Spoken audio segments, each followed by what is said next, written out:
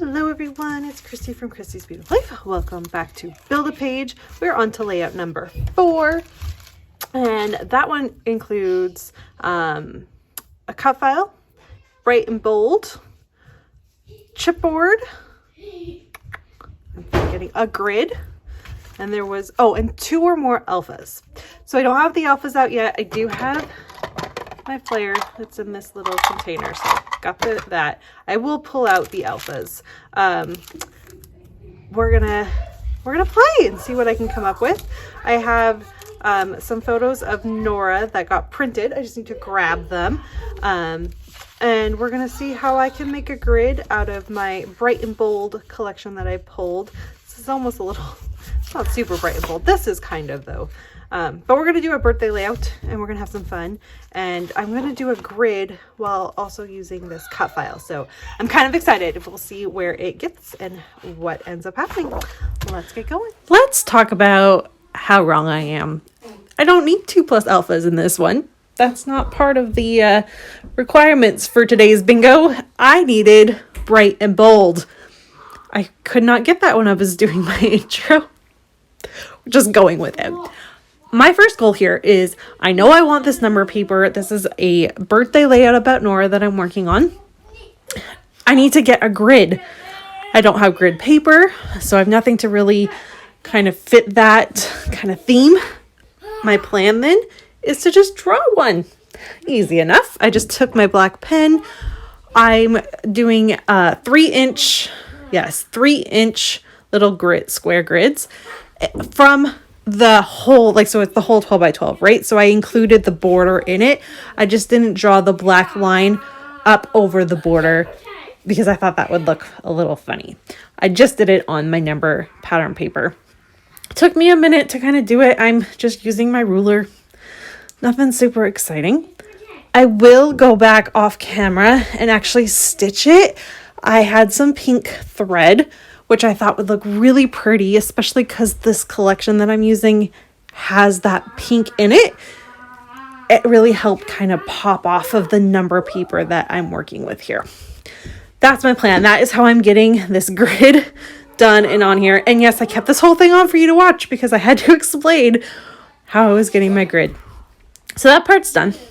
I backed my cut file with some of the pattern papers, and then I used some acrylic paint and just kind of spread it thinly over in 4 different places there where I knew some of the words of this cut file were going to be, and I wanted there to be 4 different colors kind of standing out. A little bit of mixed media to this layout, nothing too exciting, but I felt like it needed something. I've been in this mood to play with mixed media. I have to go with that when it happens because I'm not a massive mixed media person. It is not what I always think to do. I don't start off with a layout thinking I need to do mixed media before I can do anything else.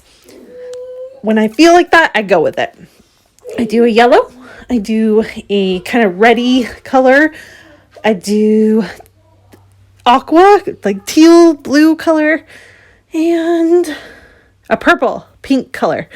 And I love it. I really like how it turned out. It's different. It made it so I didn't have to back those words. I'm not the best at backing cut files. I did it. I did a few words. I got a ton of pattern paper on this layout because of it, which I enjoyed. I struggle sometimes, and I wanted to get this cut file used up. That was actually part of the bingo. Managed to get that done too. So I'm 2 for 2 so far. I'm also technically 3 for 3 because the colors I'm using in this collection and with the mixed media, I would consider bright and bold. Yay, score! Next up, I'm just going to kind of do a little bit of embellishing with these 2 adorable photos of Nora with her birthday cake this year. She turned 6. I struggled with that one with her for some reason. I don't win. How? Yeah. It was a struggle for me having her turn 6 this year, but I love her photos. She's adorable, and she was very, very excited for her birthday. It was during her birthday always falls on spring break for us. It was the weekend, so I actually took the Saturday off, and we just kind of had a fun family day. We went out for breakfast, and she got to have her cake and open her presents, and she had a lovely time. It was lots of fun. That's what the photos are. Now let me get these last two things in here. One of them was chipboard. I'm going to add that by adding that bow you see in my hand. I'm going to put that on top of the cake. I'm going to put that little monkey up there. That's also a chipboard. And that blue heart that I haven't placed yet is also a chipboard. So I got 3 chipboard used up, which was awesome. I'm also kind of using that as a 2-for-1 because the chipboards are also stickers.